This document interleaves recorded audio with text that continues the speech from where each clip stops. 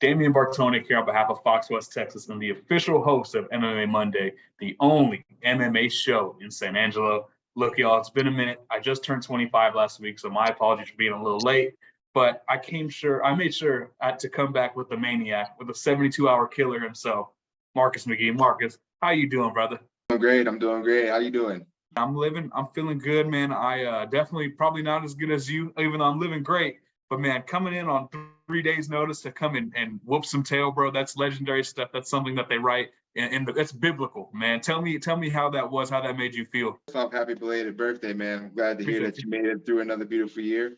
It felt great. It felt great to go out there and put on for my team and show off all the hard work I've been putting in, and also just step up and show myself that I can do great things, through hard work and dedication. So it was really cool to do that and come out to the scene like that. So I just think it's so interesting, man, because your story is one that's very popular in the sense that you didn't have anything handed to you, right? This opportunity came through a lot of work. I believe you had 6 amateur fights in MMA, right? Or 5-6 amateur fights. You're 7-1 now, but this is a route that many people take, and many people don't realize it because they see the UFC logo. They're like, oh man, they're set for life. But in reality, man, it's a lot of blood, sweat, and tears. And so when you get that call and you win your fight, I would have started crying, man. How are you emotionally in that moment? What are you feeling? Just grateful. Grateful is the biggest word. I just felt grateful to be able to do what I love and to be on the biggest platform and to have made it there. So I was extremely grateful for the opportunity, and I just wanted to take it with both hands. So I just grabbed it by the neck and got after it. You're someone that really likes to you like to strike, and that kind of opens up the grappling for you. Please correct me if I'm wrong, but that's kind of what I take. You're someone very good striking, some heavy hands, and then obviously that kind of opens up the grappling for you. For me, I think what was so interesting is obviously how you got that win, but not only that, right? It's like you're starting to hit your prime. I feel you're in that 32, 33 years old range. You're starting to really kind of grow into who you're going to be. But we talk about momentum, right? Could you have thought of a better way to get some momentum in your career at this stage of your life? No, not at all. Honestly, it was a little ahead of schedule. My plan was to get to the UFC toward the end of the year and hopefully jump into the UFC the way I did. That was always the plan, but for me to have grabbed it sooner than the plan and then to do it the way we did it, it was awesome. So love the momentum. I think what's so crazy too is I was kind of looking at some of your interviews as well. And shout out to my boy Ben the Bane. We don't do free promo here, but I saw the Raising Cane's that you guys ate. I'm a big Raising Cane's guy myself, but I'm also a big advocate for fasting. I actually have a jiu-jitsu tournament coming up in August, so I've been fasting a good bit recently to make the weight for that. For you, man, fasting. You said you were fasting a little bit before you got the call, right? You fasted for you said you had to do 1 or 2 day fast, man.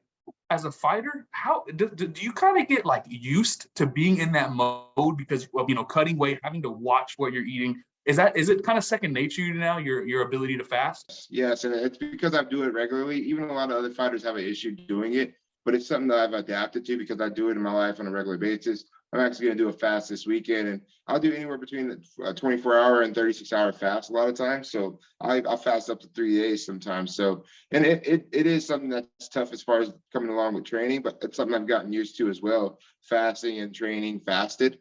And I enjoy it, and it's a mental battle, but it also feels fantastic, just letting the gut heal from all the different things that are going into it. Also letting the body eat off anything that's inside of that gut as well. So to get that gut clean, it's something important to me. So I really enjoy fasting. I'm big on it as well. I love to do fasted cardio, and I do about 4 to 5 miles on the treadmill typically when I go to the gym after jiu-jitsu.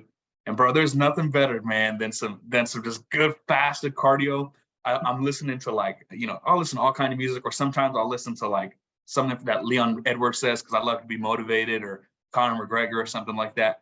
But for you, I was really trying to deep dive into your profile, and obviously this was your first kind of big break, you would say.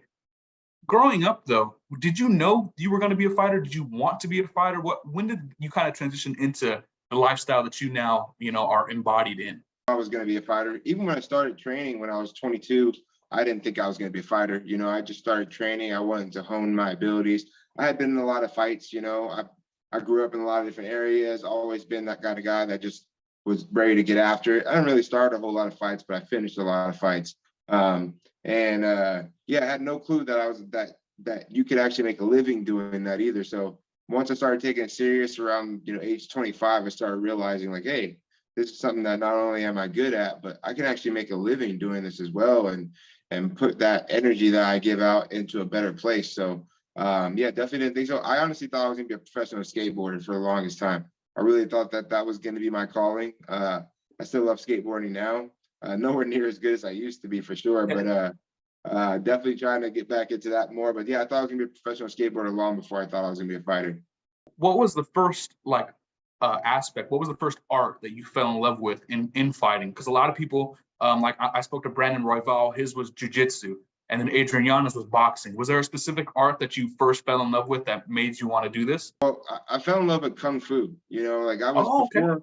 long before I ever thought about fighting. I've even since a young age, I've really been into a lot of different kung fu and martial arts, and self-trained. Nothing, didn't get a chance to actually go learn or anything from any masters or sifu until later on. But I was just into all different types of martial arts that I was learning, and I would just copy things like from Jackie Chan, Bruce Lee, Donnie Yen, Tony Jaa, all those guys. And then when I was 18 years old, I got introduced to Wing Chun as well. So between the age of 18 and 20, I did Wing Chun for a while. I really enjoyed Wing Chun, and that helped me to kind of like overcome certain things about myself that I was dealing with.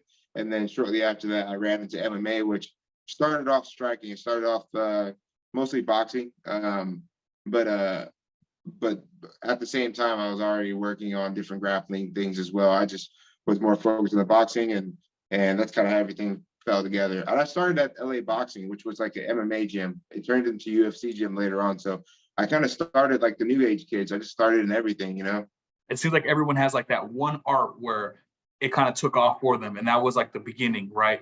Like me, before I started being on TV, I was kickboxing a lot, bro. And then you go on TV and they're like, hey, no more, you can't do that. So I had to pick up jujitsu, but luckily for me, man, I love that more than kickboxing. You know what I mean? I never thought I would love it more because I just love, maybe because I just got older, man, and I love being humbled, I guess. I just love a good fight. You know what I mean? A good fight. And I think that's something that I take a lot of inspiration from your story as well, is you are a fighter, right? And this life is not easy, the one that you're on, but you're making the most out of it. And you have multiple passions that I see. You said skateboarding. I also saw you like to cook a little bit. I saw your little smash burger that you made the other night. Man, tell me how good the burgers and everything were after that win, and tell me what is your go-to meal after a performance like that one. Yeah, so it's been fun doing the cooking show. I got a couple more episodes coming out. The smash burger was absolutely delicious. Funny thing is, if you look at the video, I put the burger on upside down. Obviously, I got a lot more to learn as far as doing everything. But it's been fun. It's been fun. But yeah, my favorite food to eat, pretty generic: pizza, French fries, burgers. Anything with those behind it sounds good to me. I really enjoy carbs, but I can have carbs during camps and everything, but I have to choose carbs very specifically and utilize them for energy essentially. So during camp, I really don't have bread at all. Like Ezekiel bread's the only bread that I really get to have. And then, yeah, everything else is very minute, basmati rice, maybe oatmeal, things like that. So, yeah, whenever I get a chance, some fried food and some carbs. That's so crazy because, man, I know for me too, I used to weigh like 315 pounds, 320 pounds. Now about like 248, 247. I'm cutting down to about 235 for my jiu-jitsu competition. And man, I used to I'm talking like Chinese food, bro, it was too much, dog. That's all I'm gonna say, bro. I could tear up some Chinese food, you know what I mean? And it's always fun talking to fighters like yourself where you guys don't live the normal life, right? Like you guys try to say, oh, we're normal, just like you, and it's like, no, not really. Y'all are, give yourself some credit, and I just got a couple more for you, man. And I'm very glad that you're here, but I want to ask too, man. I know after your last fight, you said you want to fight July or August, right? You want to be active, fight 2 more times in the UFC this year. Obviously, I know you're not going to show me your hand, but How are we looking on that? Is that something that, how are we looking on that? Are we looking, positive in that aspect? Yeah, so we're completely good. I've been training. I went back in, it wasn't my hands though, it was my foot. One of my foot got hurt a little bit, but I got x-rayed 3 days after the fight. They said everything was good. Took about 6 days for it to get like to where I could be training back on again. I was still doing jiu-jitsu. I still went and did jiu-jitsu a couple of days after it, but then it took me a little while to start kicking with it. But I've been back to training, been sparring, been helping Moses Diaz get ready for his fight in Cage Warriors or CFFC. And then yeah, so I'm looking for August. I was saying July, but now they were creeping up on June. It's like I think August is going to be the plan, and I think that makes sense for the UFC too. I think that's what they're going to offer is August. There's a lot of fights around that time. I have a lot of guys fighting. Kyler's fighting on the 5th. Mario's fighting on 19th. Sugar's fighting on the 19th. So I'll be in camp with those guys anyway. So I feel like that works out really, really well in my favor. I know you mentioned, Sugar Shine, Mario, all of them as well, right? Y'all are all in the same division. But what is that camaraderie like between you guys? Because I know sometimes that can cause tension, and whenever people are competing against one another and they're friends, but they're kind of like, hey, if it came down to it, we can go, right? For y'all, though, it seems y'all are very tight-knit. Sean was one of the first people to really say he's a beast when he found out you were getting the call-up. Man, what is that relationship like between all of y'all? Yeah, it's just love, it's just love. There's no animosity there at all. We never talk about fighting each other or anything like that, or the possibility of anything like that, and I don't think that that's something that we even really think about, just because like we're just here for each other, right? We're here to build each other, grow with each other. And even though we're in the same division, that doesn't mean that we have to have animosity toward each other. And I mean, the chances of us as teammates fighting is slim to none, unless both of us are ready for a title shot. And then those are questions that have to get answered by those two guys at that time. It's not something that I'm familiar or that I would like to do. Like I would hate to have to fight one of my teammates. That's not something that I'd ever want to do. And I think the other guys feel the same type of way. But in our minds, we haven't even thought that that's even a possibility, or that creeps our mind. And honestly, I could fail at everything I do and be super happy for them to succeed. And I think that they feel the same way. Yeah, it's remarkable, man, especially for someone like Sean, who's in such a position of power right now. He's right there for the title shot, man. It's August, it's there. As well as, Mario's, had some good fights. Kyler as well, yourself now. It's really cool how your gym is starting to become a little powerhouse for the bantamweights, man. That's awesome. My final one for you, brother, is, I was looking at some of the things that people were saying about you, and before you came to the UFC, some people were like, yeah, he'll never be ranked, but he'll be a solid fighter, right? That's one thing that I read. I believe it was on ShareDog or Tapology. Now, you had a great performance, right? Like we were talking about, you have some momentum on your side. Man, after all this time, after all this hard work, when you still know people will always doubt you, what is something that's just always keeping you going, even when people think, this is the end, or this is your ceiling per se, right? What keeps you going? My faith, I'm faithful in God, and I'm faithful in Jesus, and I'm faithful in the fact that they have a better plan, bigger plan for me. Like I'm a fighter that's what I am right now. And I know that that's a part of me, right? But that's not who I am, right? I'm so much more than that. And maybe guys are right. Maybe all these guys are right. And maybe I'll never be ranked. Maybe, who knows? But I mean, I'm not mad about that. I'm not gonna doubt myself either. I'm gonna take every single day and as a blessing is what it is, like God gave me another day to get after to chase the things I want, and I trust in him. So at the end of the day, maybe I won't. Maybe these guys are geniuses and they are the smartest guys ever, or maybe I'm going to prove everybody wrong and break into rankings and blow the roof off this thing. So who knows? I love what I do. I love who I do it with, and I'm very, very content in the faith that I have as well.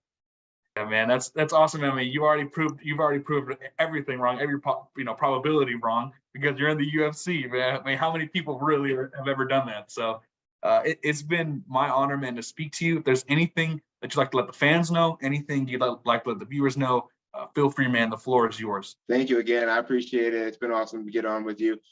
Yeah, basically, just doing a couple things on social media, trying to get my things going. I'm gonna be dropping some more skate videos here soon, different vlogs. And then also I have my Punches and Pints podcast that I have. I got 6 episodes up so far, multiple episodes coming as well. And then I have Munchies with Marcus, that's on YouTube as well. That's my cooking show. I'll be dropping a new episode this this Sunday. Some pasta, you know, so it'll be good as well. And then yeah, just trying to get out there and be more social. Also, I'm starting a sponsorship for some kids from my wife's school at the moment. That's where we're going to start with. But it's something I've always wanted to do, is give back to community, and this is my first chance to do that. So I'll be starting a sponsorship program. Me and the gym, me and the MMA Lab will be working and collabing together to get 5 students sponsored throughout the summer. And again, not for fighting, but to build confidence and to build composure and character, right? To help these kids also be around strong, like-minded individuals that they can look up to. So it's something I've been really excited for. So I just started that. I really love to start a foundation, helping more than just people just fight, but helping people live better lives as well. So that's something I'm super excited about.